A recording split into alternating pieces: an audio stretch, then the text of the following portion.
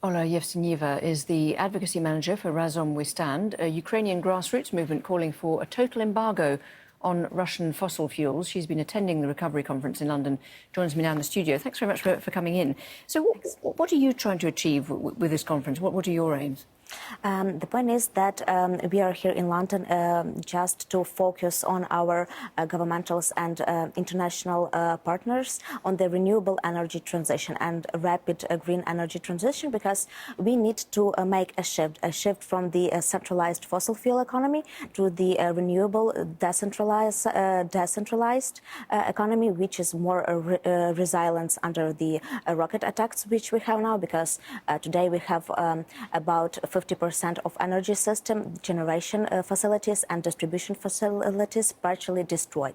And actually that is a big problem, and the solution of this is to make a shift from the fossil fuel economy to renewables economy. So what was, I mean, Zelensky's said, you know, there need to be real projects now, rather than kind of talk about it. But how difficult is it to actually start projects, given that there's still fighting going on? Of course, that is difficult because investors is not very happy to invest in the country which is with ongoing war. But the point is that we need energy now. We need energy to win the war. We need energy for business operating. We need energy for increasing the economy and our military sector operating too. And for example, last year we had a lot of blackouts, and that is like a totally unnormal situation. And we need to make a renewable energy transition just to have energy all the time. Because and did you? How was your message received? Because they're still going to be using fossil fuels for the moment, aren't they?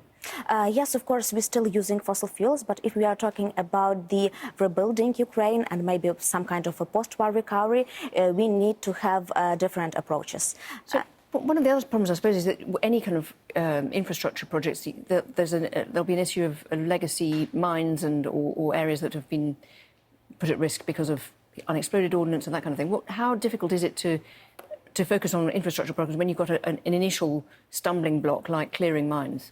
Of course, that is difficult, but the point is that we have no other way. We have a lot of studies which show that we have such a total amounts investment into the energy sector that we need totally choose an approach, like to back to the fossil fuel economy, which is a bad approach, and all of that investments from our international partners become unprofitable in several years, or to invest into the renewable distribution energy sector, which become resilient to the like Russian attacks, because now we have a centralized nuclear and coal power plant based energy sector, which is actually a target for Russia, because that is a post-Soviet legacy and heritage. Yeah. So we need to. You mentioned the issue of trust from investors, that they, you know, that can they actually invest in a country where there is potentially a war still going on.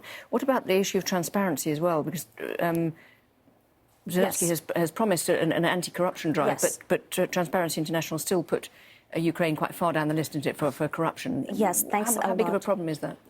Thanks a lot for these questions, and I have like 2 points. The first one is that we have totally rebuilding anti-corruption structures in Ukraine right now, and we also have an electronic system, digital system of rebuilding of Ukraine. It names like Dream, and everybody and NGO can monitor the international funds, how they are going and flows. And the second is that actually we have new legacy in renewable energies, because we have the first reading of a draft law which implements into the Ukrainian legacy new terms like the